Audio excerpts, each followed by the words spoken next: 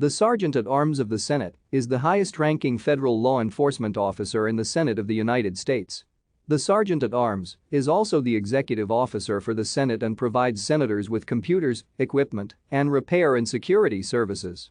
The office of the Sergeant at Arms of the Senate has between 800 and 900 staff.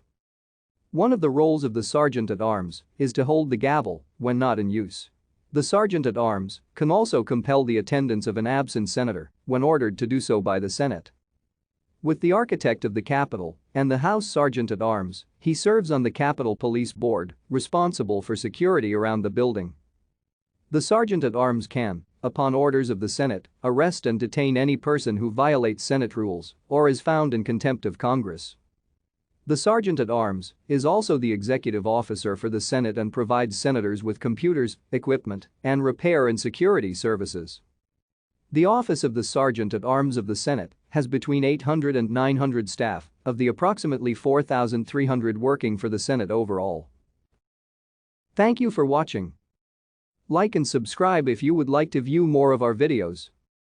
Have a nice day.